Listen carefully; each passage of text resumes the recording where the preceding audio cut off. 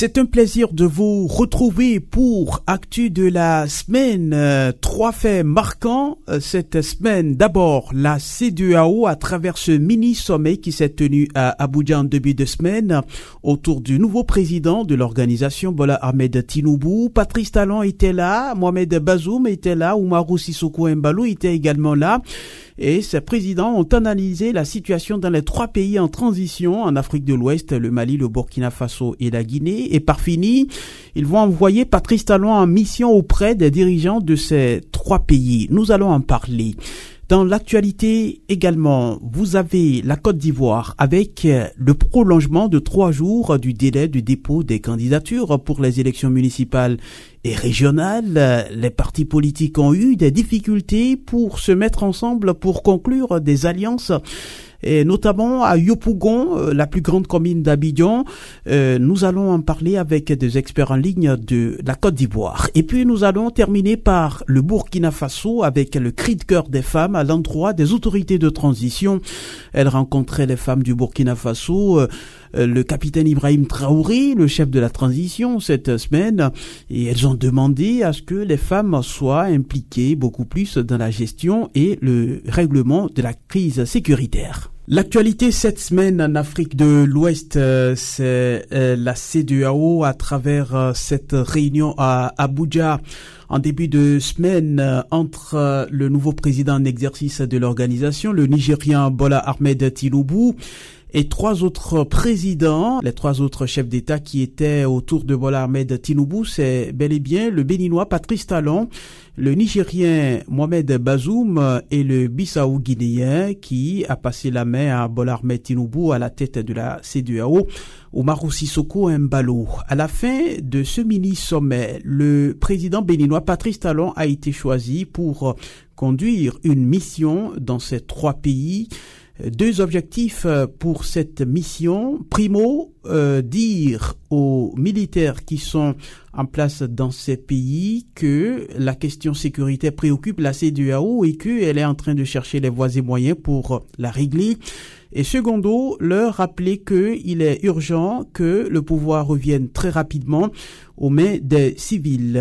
Et il n'y a pas de date pour l'instant pour cette mission de Patrice Talon. Au lendemain de ce mini-sommet d'Abuja, le président béninois, à travers son ministre des Affaires étrangères, on a pu découvrir un certain nombre de points, un certain nombre d'axes par rapport à cette mission de Patrice Talon. Je vous propose donc, avant qu'on entre dans le vif du débat, je vous propose d'écouter Bakari Adjadi Olusegun. Il est le chef de la diplomatie béninoise. Et puis après, on revient pour le débat avec nos invités. Cette mission viendra forcément en soutien dans le futur aux actions des différents médiateurs. Mais c'est un complément par rapport à ce qui est déjà fait au niveau des médiateurs, et non, les médiateurs ne sont pas déchargés. Les chefs d'État ont réaffirmé l'engagement de la CEDEAO de mettre à jour le plus rapidement possible le plan d'action sécuritaire prioritaire qui s'appuiera sur 2 choses essentielles, et c'est cela la nouveauté. Première chose, sur nos propres forces, donc des éléments en fait des différents pays de la CEDEAO, donc une force, la réactivation de la force ECOMOG en fait de la CEDEAO.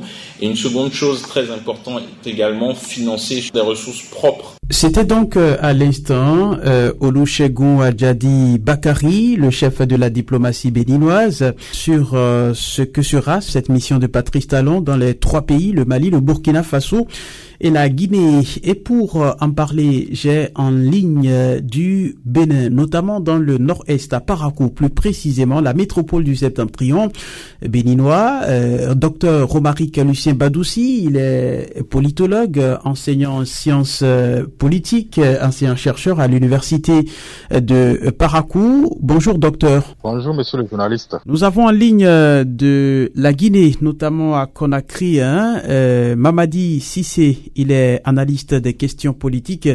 Bonjour Mamadi Cissé. Bonjour. Docteur Romaric Lucien Badoussi, Patrice Talon qui doit voyager dans ces 3 pays pour appuyer les efforts des médiateurs qui sont déjà en place. Est-ce que finalement la CEDEAO a compris qu'il faut un président en exercice pour pouvoir faire évoluer les choses dans le bon sens dans ces trois pays dirigés par des militaires? Bon, je ne dirais pas que c'est forcément la nécessité de faire intervenir un président en exercice. Et la rencontre d'Abuja fait suite en réalité aux décisions qui ont été prises récemment lors de la session de la CEDEAO, la 63e session de la CEDEAO, tenue à Bissau. C'est à cette occasion que le Bénin, la Guinée-Bissau et le Nigeria ont été désignés par les autres États pour conduire une mission.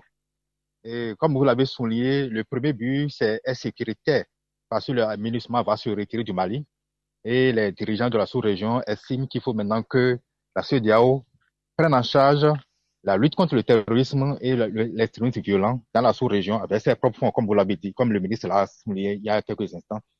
Et la deuxième mission, bien entendu, est de mettre en œuvre le mécanisme conjoint de suivi et d'évaluation des transitions. Donc, le président Patrice Talon, fait partie des 3 chefs d'État qui ont été désignés. On se rend compte que Bola Tinubu vient d'arriver, donc il n'est pas encore tout à fait imprégné des dossiers. Le président Bissau-Guinée, Sissoko Embalo, son mandat à la tête de la CEDEAO vient de s'achever. Donc, je crois que Patrice Talon, qui est au pouvoir depuis 2016 et qui connaît quand même déjà plus ou moins les dossiers brûlants de la sous-région, est quelqu'un de assez bien placé pour conduire cette mission. Surtout que, jusque-là, il n'a pas eu des relations de tendues avec les juntes au pouvoir. Vous savez que ces juntes-là ont eu maille à partir avec certains dirigeants, donc il fallait désigner quelqu'un qui présente quand même un certain, qui rassure plus ou moins, qui n'est pas clivant, qui n'a pas une personnalité clivante. Je crois que c'est en cela surtout qu'il faut voir la désignation de Patrice Talon. Mamadi Cissé, du côté de la Guinée, comment on réagit à cette désignation de Patrice Talon? Je pense que c'est de ce fait qu'il a été insufflé au sein de la CEDEAO une nouvelle dynamique, sachant que certaines transitions n'étaient pas en sainteté avec la CEDEAO. Il a fallu trouver une solution plus adéquate afin que le processus de dialogue puisse revenir. Bon, Patrice Talon est une personne qui fait plus consensus et qui a un mentor plus démocratique. Je pense que c'était la personne idéale qui pouvait être le porte-mot d'un message démocratique au sein de la CEDEAO. Vous n'êtes pas sans savoir que la transition guinéenne avait quelques porte-à-faux avec Ambalou, qu'elle accusait d'être en proximité avec quelques opposants. Donc, il fallait trouver une nouvelle dynamique. Embalo avait même reçu quelques opposants guinéens à Bissau. Oui, et cela a suscité quelques frictions entre la CEDEAO et la junte guinéenne. Donc, compte tenu de tous ces éléments, il fallait que la CEDEAO se réinvente et trouve une nouvelle dynamique. Avec le Nigeria comme à la tête d'un dialogue et Patrice Talon comme représentant, je pense que cette nouvelle dynamique peut être enclenchée et les autorités guinéennes ne pourront qu'accepter pour démarrer sur de meilleures bases. Romaric Lucien Badoussi, vous êtes par ailleurs spécialiste de la CEDEAO, vous qui connaissez au mieux l'organisation. On se rend compte que le nouveau président veut réaffirmer un certain leadership qui doit être au service du développement de l'espace communautaire avec son pays, le Nigeria, qui est une puissance sous-régionale, il faut le dire, c'est la première puissance économique de l'Afrique de l'Ouest. Est-ce que c'est un projet qui va aboutir? Il n'a qu'une seule année à faire à la tête de la CEDEAO. Oui, il n'a qu'une seule année, mais il peut quand même faire tourner les choses dans la bonne direction. Effectivement, le Nigeria est la locomotive de l'Afrique de l'Ouest, c'est la puissance sous-régionale. Et en tant que telle, je crois qu'avec l'administration Tinubu, le pays veut vraiment pleinement jouer ce rôle. En un an, beaucoup de choses peuvent être faites. Et les transitions en cours, pour la plupart, doivent quand même se conduire sous la présidence de Tinubu, qui veut, comme on l'a déjà dit, redynamiser les processus Moi, je crois que c'est un président qui fait montre déjà d'un volontarisme assez affirmé. Et si toutes les conditions sont réunies, si de part et d'autre, chacun joue sa partition, je crois il pourra marquer quand même son passage de manière assez positive. Mamadi Cissé, on a pu entendre le ministre porte-parole du gouvernement guinéen, Ousmane Gawal Diallo, affirmer ce vendredi que la Guinée a besoin plus de moyens financiers pour pouvoir organiser les élections générales afin de passer la main aux civils. Est-ce que ce ne sera pas un point d'achoppement avec la venue de Patrice Talon pour cette mission, parce qu'on se rend compte déjà qu'il y a des velléités d'un glissement de calendrier? Les procédures ont beaucoup avancé selon le gouvernement, mais il est forcé de constater que dans les faits réels et pratiques, la population tarde à voir les mesures pratiques mises en cause. Les opposants et la classe politique se posent assez de questions. C'est suite à certaines pressions et suite à certaines revendications que le gouvernement affirme par le canal d'Ousmane Gawal qui sont en manque de financement et que sans ces financements, le processus ne peut avancer. C'est une façon pour nous de constater que le gouvernement est en train de préparer l'arrivée de la CEDEAO, trouver des arguments ou des propos à donner afin qu'ils puissent durer dans leur processus ou durer dans cette transition. Donc la classe politique a commencé déjà plusieurs activités et a mis assez de rapports prouvant que la mauvaise foi vient du côté du gouvernement et que le gouvernement est en train d'essayer de gagner du temps.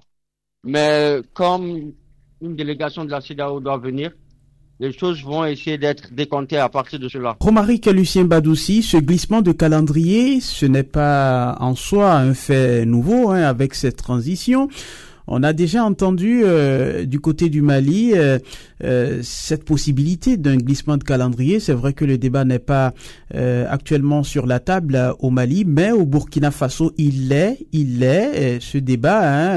On a même entendu le Premier ministre Apollinaire Kyelem de Tambela dire que celui qui veut des élections demain, il n'y a pas de problème, mais à condition que la sécurité revienne. La lutte contre le terrorisme, c'est une tâche de longue haleine. La sécurisation du pays peut ne pas être chose effective avec cette transition en cours, notamment au Mali et au Burkina Faso.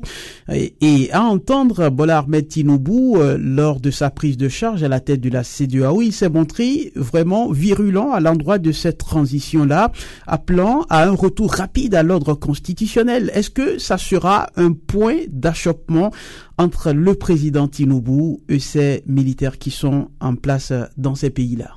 À Bissau, la CEDEAO a été très ferme sur le respect du délai imparti aux différentes transitions. Dans la plupart des cas, il s'agit de 24 mois. Et les dirigeants de la CEDEAO n'entendent pas à ce qu'il y ait un glissement, ce que vous appelez glissement. C'est vrai que de part et d'autre, chaque dirigeant, chacune des juntes avance des raisons pour préparer l'opinion à une éventuelle prolongation de la transition. Au Burkina et au Mali, le préalable fixé, exigé est le retour de la sécurité. En Guinée, de plus en plus, c'est le problème financier qui est posé.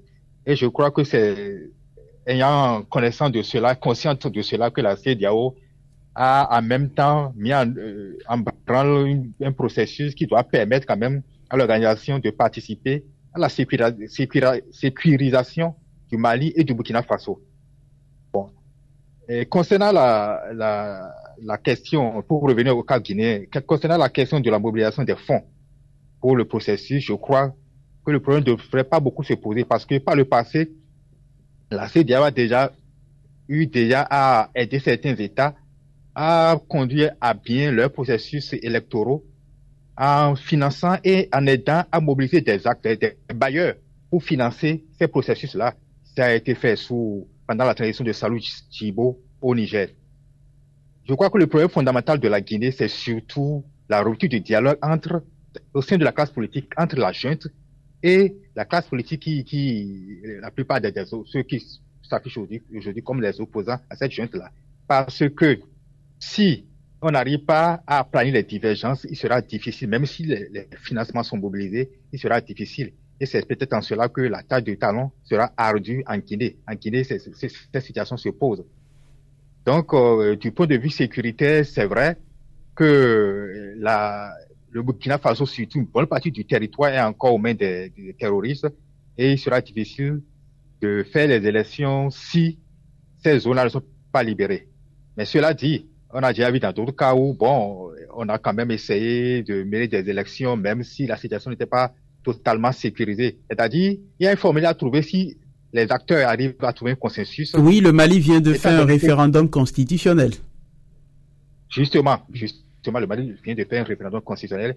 Et d'ailleurs, on sait qu'il y a eu beaucoup de déplacés au Burkina Faso. Les zones vraiment qui sont l'épicentre du terrorisme sont presque vidées de leur population. Donc, les nouvelles zones de repli des populations peuvent être considérées comme des circonscriptions électorales. En tout cas, il revient aux instances électorales du Burkina de voir comment organiser les choses pour que, effectivement, la transition démocratique se fasse. Parce que les militaires n'ont pas vocation à diriger les États. En toute démocratie, les militaires doivent rester dans leur caserne et laisser le pouvoir aux civils. Et je crois que c'est sur quoi insiste énormément le président Tinubu qui vient d'arriver au pouvoir. Et bon, peut-être qu'il va se servir de la puissance du Nigeria pour pouvoir faire avancer les choses dans ce sens-là. Mamadi Cissé, dans le cas guinéen, on sait que le torchon brûle, comme l'a dit tout à l'heure le docteur Romaric Lucien Badoussi, le torchon brûle entre les militaires et la classe politique surtout. L'arrivée de Talon pourra-t-elle permettre de faire asseoir tout le monde et que le dialogue tant souhaité par les opposants et la société civile guinéenne se tiennent finalement et que les choses puissent aller dans le bon sens? Ben écoutez, il le faut parce que à l'état où nous sommes, le dialogue est complètement rompu. Il y a une crise de confiance et la transition est en train de patiner. Donc c'est, je dirais pas la dernière chance, mais l'ultime chance pour la transition guinéenne de revenir sur les rails. La situation économique du pays déjà va dans des sens très critiques. La population commence à se plaindre déjà sur des retombées économiques. Donc, une transition, elle n'a pas vocation à durer. Et plus elle dure, plus elle s'enlise. Et se mettre à dos les principaux opposants n'arrange guère la junte en place.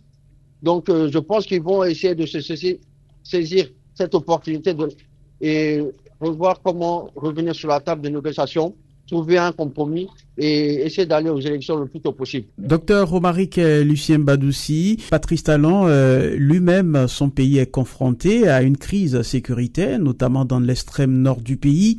Est-ce que c'est un avantage pour lui pour essayer de se faire entendre, notamment au Mali et au Burkina Faso par rapport à la volonté de la CEDEAO de régler définitivement la question sécuritaire? Bien sûr, bien sûr. Le Bénin n'est pas épargné par la crise sécuritaire. Vous avez dit, l'extrême nord du pays est de plus en plus gagné par les groupes terroristes.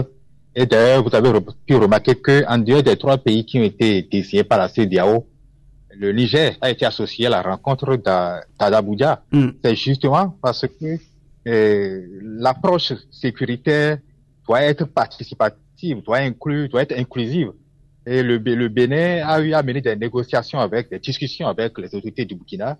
Et dans le cadre de la récente rencontre d'Abuja, Bazoum a été convié. Et je crois que tout cela fait que Patrice Talon est de plus en plus une personnalité avertie dans la lutte contre le terrorisme.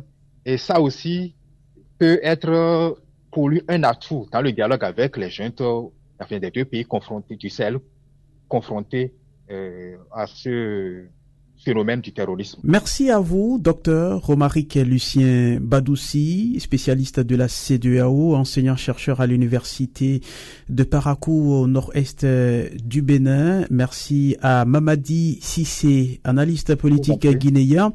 Je vous souhaite à vous deux de passer un excellent week-end. Merci, monsieur le journaliste, et à bientôt. Merci et bonne journée. Actu de la semaine, nous parlons cette fois de la Côte d'Ivoire. La Côte d'Ivoire, la date limite pour le dépôt des les candidatures, c'est prévu pour demain dimanche, parce que la commission électorale a dû donc donner 3 jours de plus aux partis politiques pour apprêter les candidatures. Entre-temps, il y a eu plusieurs demandes de la part des partis politiques pour avoir plus de temps en vue de préparer les dossiers de candidature. Et à l'origine, on peut citer entre autres raisons cette difficulté d'entente, cette difficulté d'accord entre les différentes formations politiques, comme par exemple à Yopougon, la plus grande commune d'Abidjan, où il y a eu de difficultés entre le PPACI de Laurent Gbagbo et le PDCI d'Henri Konan Bédié. Et finalement, le PDCI s'est allié au mouvement des générations capables de Simone Gbagbo. Et dans d'autres parties du pays, il y a eu des difficultés d'alliance. On va en parler avec nos invités. Ils sont deux en ligne d'Abidjan. Tawa Neto, il est enseignant en sciences politiques à l'université de Bouaké. Bonjour, docteur Tawa. Bonjour, monsieur. Nous avons en ligne d'Abidjan également Nouroudine Oyeolé, grand observateur de la vie politique ivoirienne, analyste politique. Bonjour Nouroudine Oyeolé. Bonjour monsieur Moumouni. Est-ce que ces difficultés de conclusion, d'accord entre partis politiques étaient envisageables? Est-ce que vous les avez vues venir? Parce que à un moment donné, on a eu l'impression que tout va aller comme sur des roulettes en ce qui concerne les alliances politiques, mais au dernier moment, il y a eu des difficultés. Qu'est-ce qui pourrait le justifier? Nouroudine Oyeolé, on commence par vous. Il y a eu la communication, une communication, j'allais dire offensive pour faire peur à l'adversaire et surtout aussi pour rassembler, pour donner une sorte de signal de confiance à la base électorale, surtout au niveau du PPACI et du PDCI. C'était une forme de... On entretenait un certain espoir. Mais aujourd'hui, la réalité du terrain rattrape les deux partis.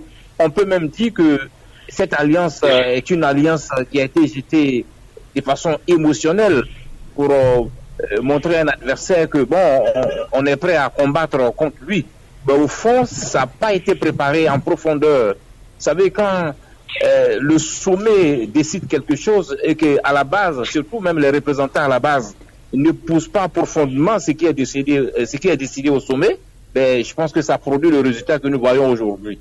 Parce que là, il faut le dire, chacun a son appétit au niveau local, chacun pense qu'il peut aller à la compétition, chacun pense qu'il peut gagner, mais au fond, ça ne répond pas à la volonté des deux partis au niveau du sommet de former une alliance qui puisse, être redoutable contre le parti au pouvoir.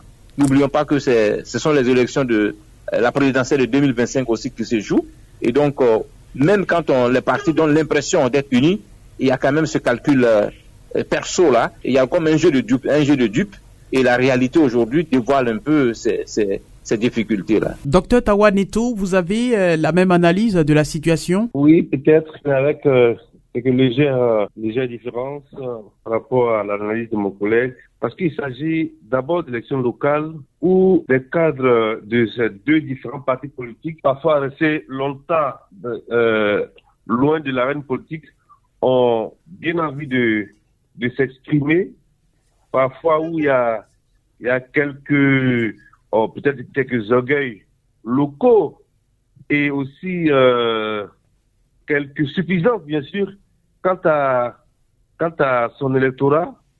Donc, c'est juste ça qui fait que l'entente ne peut pas ou n'a pas été obtenue dans certains grands coins, notamment, comme vous l'avez dit, Yopougon, notamment aussi, pourquoi pas à Gagnoa.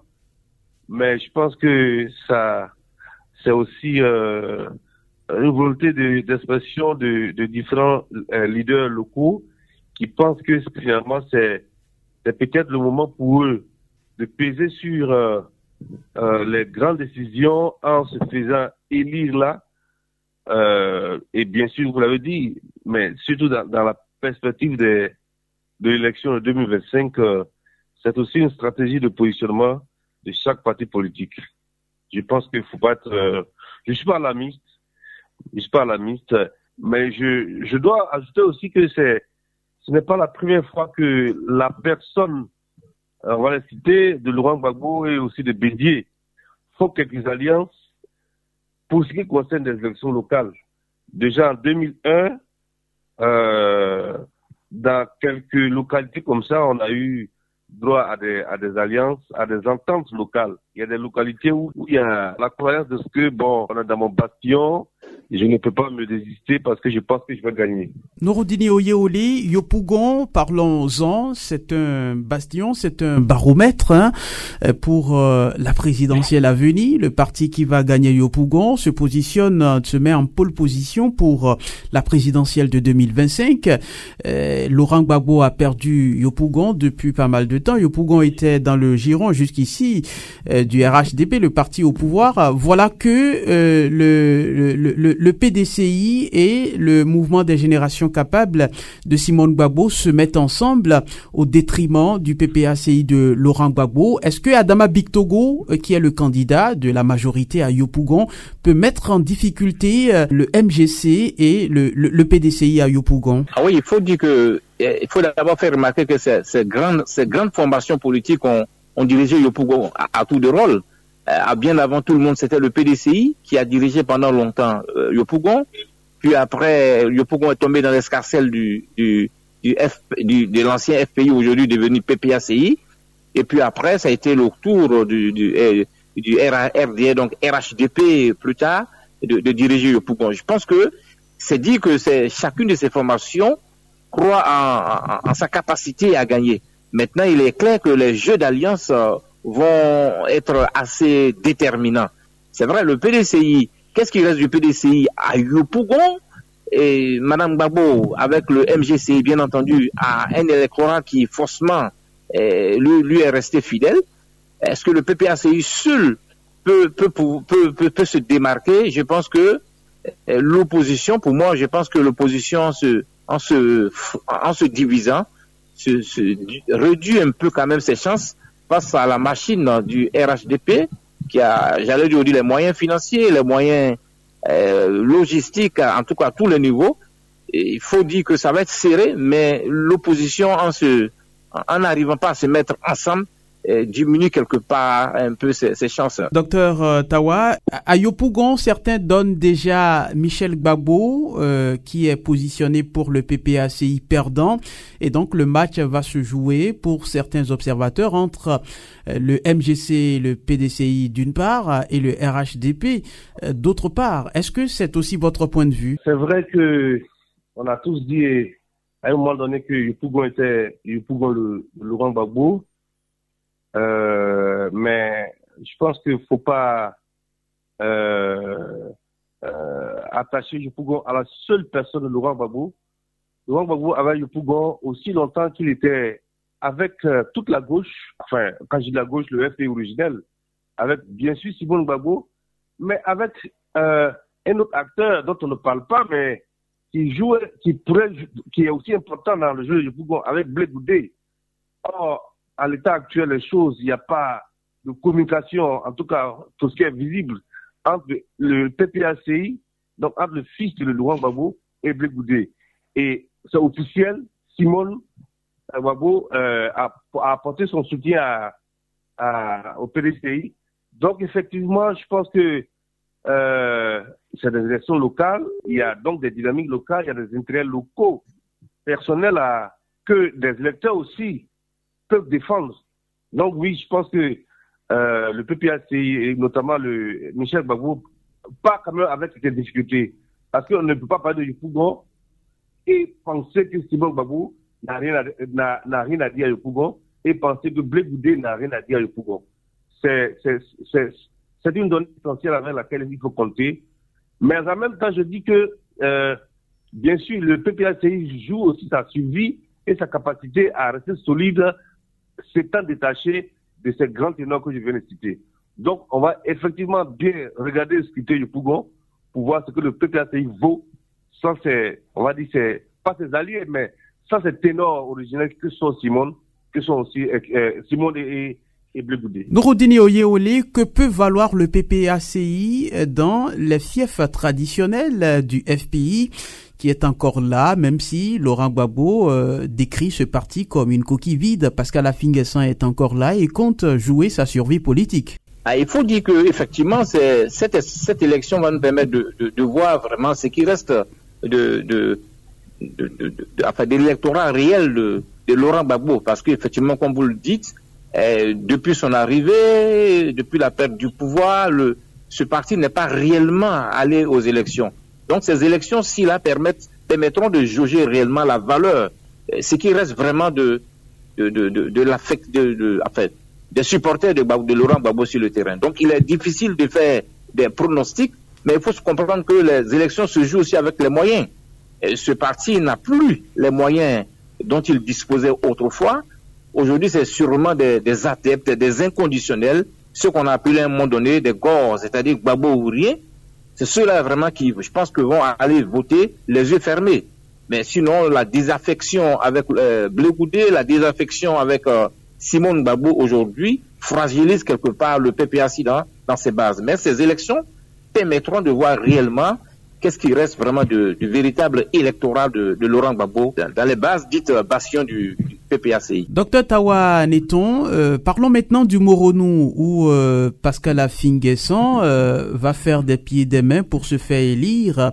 Aujourd'hui, est-ce que dans cette partie de la Côte d'Ivoire, dans cette localité de la Côte d'Ivoire, Pascal Affi-N'Guessan peut être élu? C'est vrai que le RHDP a donné des instructions pour que son candidat fasse profil bas en sa faveur. Aujourd'hui, l'avenir de Pascal Affi-N'Guessan est très très scruté à travers ces élections locales qui se tiennent en Côte d'Ivoire. Alors, j'espère qu'Affi-N'Guessan n'est pas...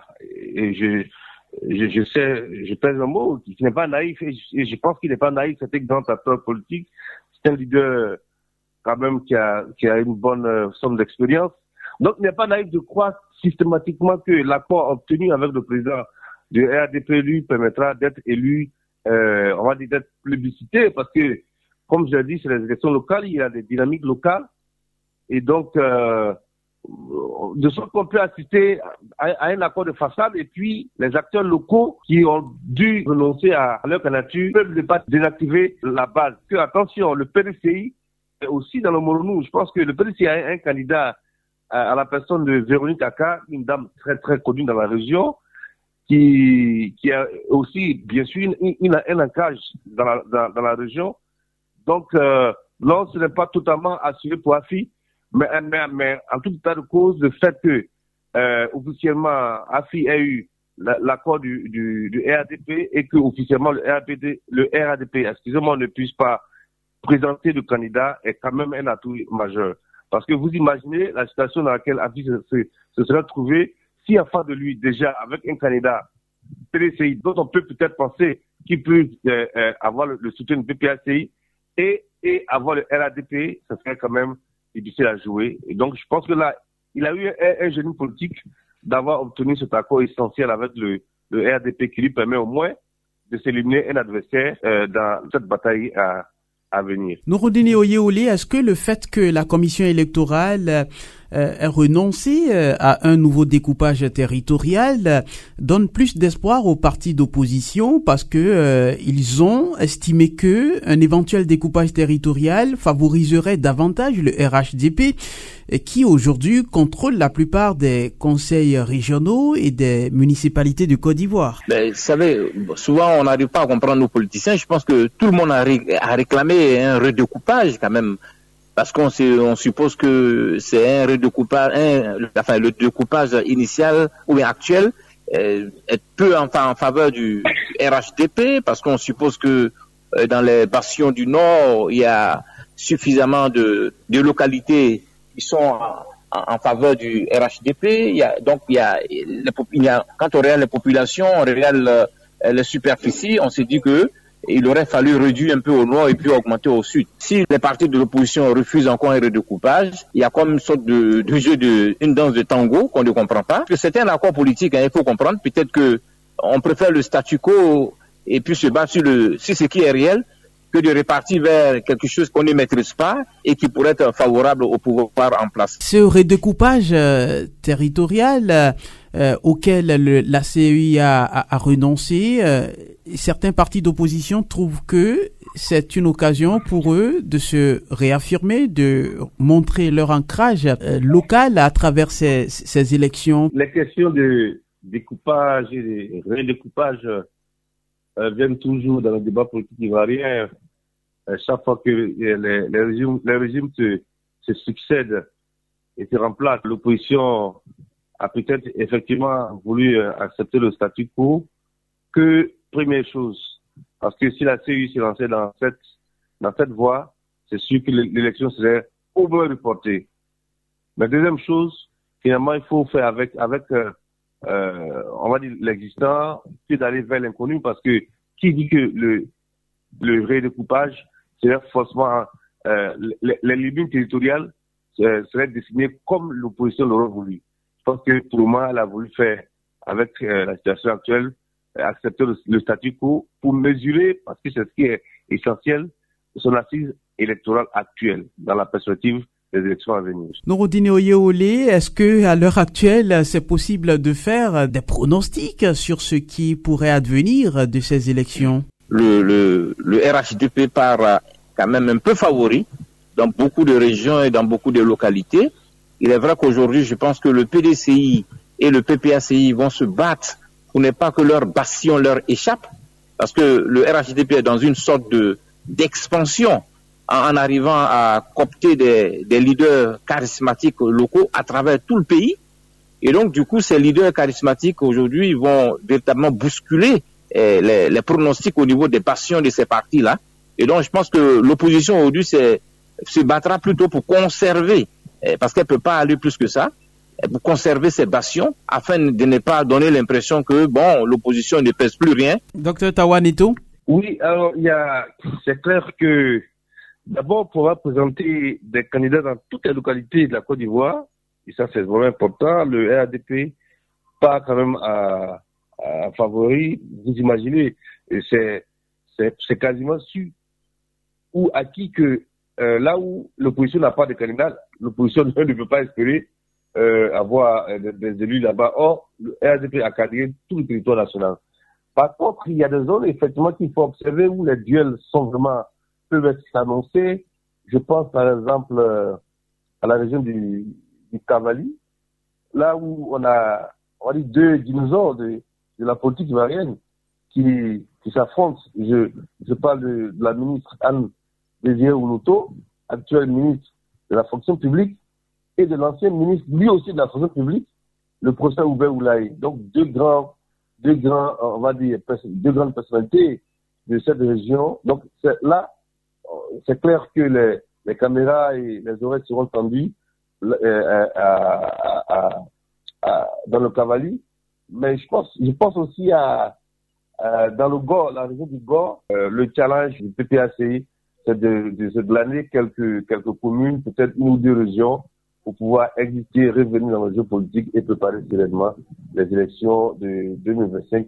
Mais je ne suis pas sûr que le RDP va les faire cadeau. Et voilà, nous arrivons au terme de ce débat que nous consacrons au positionnement et aux conclusions d'alliance dans la perspective des élections municipales et régionales qui se pointent à l'horizon. Le 2 septembre prochain en Côte d'Ivoire, j'étais avec le docteur Tawa Neto. Il est enseignant-chercheur, enseignant de sciences politiques à l'université de Bouaké. Aussi avec Nouroudine Oyeole, grand observateur de la vie politique ivoirienne et analyste politique. Merci à vous deux, chers messieurs, et très bon week-end. Merci, pareillement. Merci à vous également. Au Burkina Faso, les autorités imposent de nouvelles taxes au nom de la lutte antiterroriste. Les consommateurs contraints désormais de contribuer encore plus à l'effort de guerre. Après les taxes sur les boissons, les nouvelles taxes concernent la téléphonie mobile et les abonnements télévisuels. Deux personnes pour en parler de Ouagadougou. Moussa Sawadogo, journaliste formateur, expert des questions sécuritaires. Bonjour. Bonjour. Moussa Sawadogo va discuter avec Oumarou Yaro, expert en finances sociales et solidaires. Bonjour à vous, Monsieur Yaro. Bonjour à vous et bonjour aux auditeurs. Avant tout, je vous propose d'écouter Aboubacar Nakanabo. Il est le ministre de l'économie, des finances et de la prospective du Burkina Faso au sujet des nouvelles taxes. L'idée de la taxe, c'est de faire en sorte que les taux soient vraiment un taux raisonnable pour ne pas augmenter considérablement donc les prix de consommation d'opérations de téléphonie. Nous avons donc fixé un taux de 5%. Cela signifie que concrètement, si vous faites un achat de 500 francs, la taxe, ça sera 25. Ça, c'est pour les téléphonies. Pour les abonnements donc aux télévisions privées, vous avez un taux de 10% et nous invitons donc les entreprises à renforcer donc les dispositifs de contrôle à leur niveau et faire en sorte que les taxes collectées soient totalement reversées. Bien sûr, cela va contribuer à la reconquête du territoire. Alors, Oubarou Yaro, je commence par vous. Vous venez d'écouter le ministre des Finances. Est-ce que ces nouvelles taxes, les Burkinabés peuvent les supporter au vu de la situation économique du pays? Certains observateurs non avisants étaient effectivement surpris, en tout cas, de ces nouvelles taxes. D'autres taxes avaient déjà été proposées. Je pense que ces taxes sont venues, en tout cas, à les renforcer et qui contribuent à réduire un peu le pouvoir d'achat des Burkinabés. Il faut le dire, qui était déjà, en tout cas, suffoqué par les autres taxes. Mais la raison, c'est la lutte contre le terrorisme. Donc, je pense que c'est ce qui fait que les gens en parlent moins. Mais ces taxes, je pense que commencent à faire quand même du bruit, ça fera que, en tout cas, réduire le pouvoir d'achat des Burkinabés. Et je le disais, le taux d'inflation est l'un des plus élevés de la sous-région. Et la Ligue des consommateurs parlait d'un taux de 17 à 20% de taux d'inflation. Et au niveau de la BCE également, les études ont montré que c'était très élevé. C'est vrai, là-bas, on a utilisé un langage beaucoup plus diplomatique. Mais l'un dans l'autre, ces taxes ne sont pas forcément les bienvenues. Parce que de plus en plus, certains Burkinabés commencent à grogner. Et quand vous resterez dans les groupes de débat, ça donne des bonnes choses. Est-ce que l'avènement de ces nouvelles taxes s'accompagne aussi de l'accroissement de la pression populaire? Cette pression, cette exigence de résultats de la part des autorités de transition qui demandent clairement des moyens pour combattre les groupes armés. Aujourd'hui, la question sécuritaire fait que les Burkinabés acceptent beaucoup de choses qui, en temps normal, ils n'accepteraient pas. Je ne parle pas seulement de la vie chère à travers l'augmentation des taxes, mais je parle aussi de la restriction des libertés d'expression que la population semble accepter. Donc, je pense qu'aujourd'hui, la lutte contre le terrorisme est devenue l'argument pour pouvoir contenir la colère des populations. Mais je dirais attention, parce que dans le même temps, les langues commencent à se délier. On commence à entendre des voix en sourdine, même dans certains groupes sur les réseaux sociaux, qui disent que jusque-là, il y a beaucoup plus de promesses, beaucoup plus de discours que de réalité, que de reconquête sur le terrain. Donc, beaucoup d'efforts sont demandés, les Burkinabés font beaucoup de sacrifices, il y a eu des promesses, on se rappelle quand le président Ibé disait qu'en 3 mois, on peut faire ce que les autres n'ont pas fait en plus de 8 mois, mais les résultats concrètement sur le terrain tardent à venir. Vous avez suivi la semaine passée l'expulsion des Burkinabés du Ghana, ça vient nous rappeler que la question sécuritaire n'est pas aussi reluisante que le gouvernement veut nous le faire croire. Sinon, on ne comprendrait pas pourquoi les Burkinabés continuent à fuir. Donc oui, augmenter des taxes pour avoir les moyens pour lutter, mais je pense que si les résultats sont ce qu'ils sont actuellement, ça ne m'étonnerait pas que dans un avenir très proche, les Burkinabés trouvent qu'ils serrent trop la ceinture sans franchement grand-chose sur le terrain. Le deuxième constat, depuis l'arrivée du capitaine Ibrahim Traoré, le discours mobilisateur, le développement endogène, personne ne viendra libérer le pays à notre place, la France dehors, les partenaires sont des traîtres, ils ne veulent pas nous aider, personne ne viendra nous aider, nous devons compter sur nous-mêmes. Et la population a repris ça en cœur. Bon, ok, d'accord. Mais le développement endogène, il faut les moyens. Si on ne fait plus confiance aux partenaires, d'où vont venir les moyens? C'est à nous de produire les moyens. Est-ce que, vu le prix à payer, cette adhésion-là va continuer à se faire? Ou bien à un certain moment, les Burkinabés verront que oui, on adhère à la politique, on adhère au discours, mais en attendant, le panier de la ménagère se réduit à un point où on va commencer à se poser certaines questions. Moussa Sawadogo, voilà. Oui, quand on suit la télévision publique burkinabé, on voit qu'il y a des exploits des forces de défense et de sécurité. Mais oui, il y a ça c'est vrai, c'est ce que la télévision nous présente. C'est juste des éléments de l'état-major diffusés, point. Voilà, ce n'est pas des journalistes qui ont été sur le terrain qui ont fait le constat. Mais moi, je ne dis pas que ce qui est diffusé est faux. Mais moi, il y a des indicateurs qui me permettent de dire, malgré les efforts que nos forces de défense et de sécurité font, on est encore du bout du tunnel. Est-ce que vous n'êtes pas convaincu quand Ibrahim Traoré, le chef de la transition, dit que la recrudescence des attaques est due au fait que le Burkina traverse l'hivernage et que les groupes armés en profitent pour taper aussi? Ben, écoutez, moi je ne suis pas un militaire, mais c'est qu'un militaire dans sa formation, il doit se battre dans toutes les conditions. Utiliser, je ne sais pas si l'hivernage réduit la force de frappe de nos militaires, s'ils n'ont pas été formés pour faire face à l'ennemi quand il pleut. Je ne sais pas ça. Mais moi, je pense que ce n'est pas cet argument-là qui convainc les Burkinabés. Ce qui convainc les Burkinabés, c'est qu'ils veulent repartir dans leur village. Ils veulent aller cultiver. Je vous rappelle que la Croix-Rouge a dit il y a quelque temps que si on n'y prend pas garde, si on n'arrive pas à repousser le terrorisme, si l'hivernage n'est pas suffisamment exploité par les paysans, les cultivateurs, on aura encore 3 millions de personnes qui vont se retrouver dans une situation d'insécurité alimentaire. Donc ça, ajouté au PDI que nous avons déjà, ajouté aux réfugiés burkinabés qui se retrouvent en Côte d'Ivoire, au Togo, au Ghana, où leur sécurité n'est pas assurée, j'avoue que moi, ça me fait peur.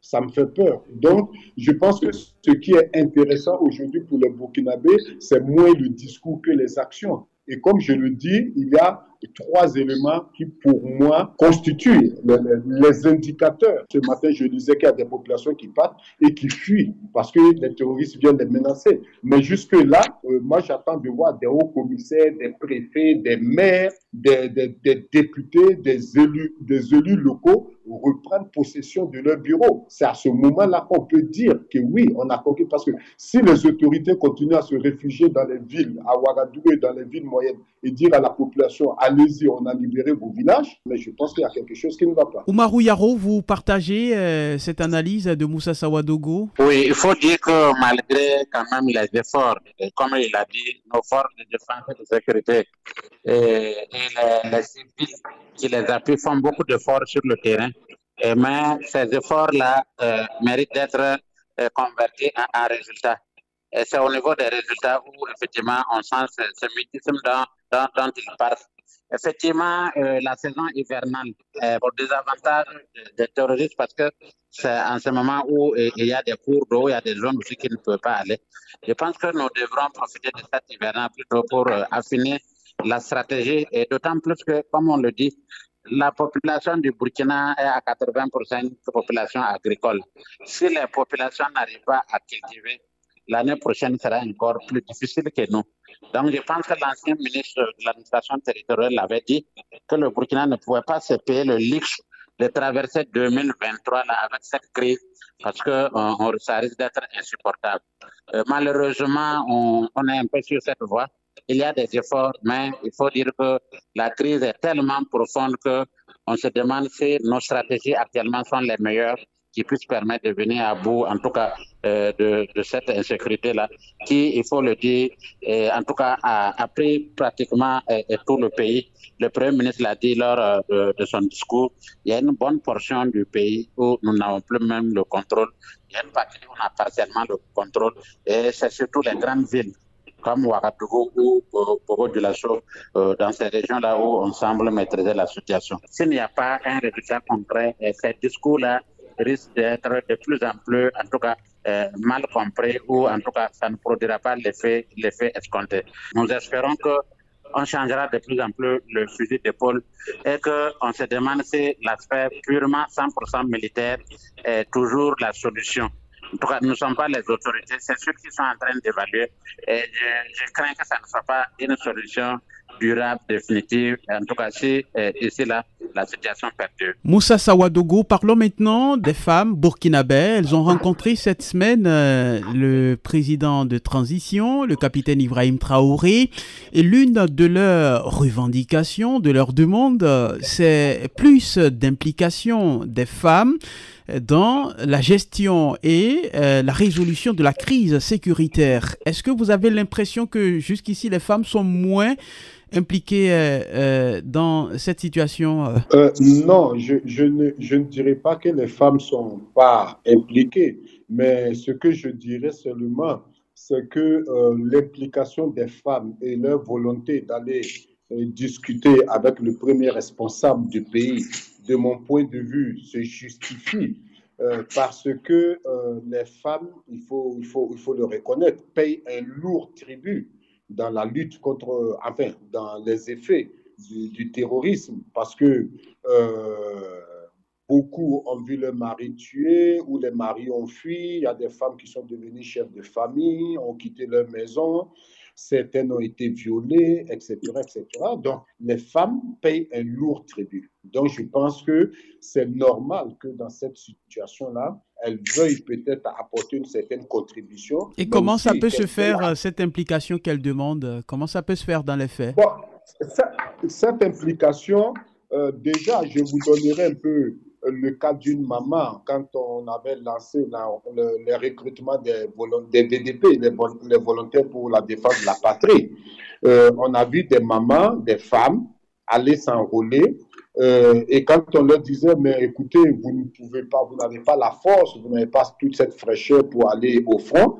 Et beaucoup de femmes disaient, non, nous voulons juste être avec les combattants, leur préparer à manger, et voilà, des trucs, et elles apportent voilà, même en étant dans la cuisine ou à d'autres postes où elles ne sont pas forcément sur le front, elles participent quand même à cette lutte-là. Et l'autre élément aussi, je sais que beaucoup, les femmes ont beaucoup contribué au niveau du renseignement aujourd'hui, parce qu'elles sont sur les marchés, voilà, elles sont commerçantes, elles voient des choses qui ne vont pas, elles alertent. Je ne voudrais pas trop m'appesantir sur cette question. C'est peut-être aux autorités de voir par rapport à la spécificité du genre et tout, comment elles peuvent contribuer. Mais je dirais que ce n'est pas la première femme. Si vous regardez l'histoire récente du Burkina Faso, chaque fois qu'il y a crise, les femmes ont joué un rôle très important.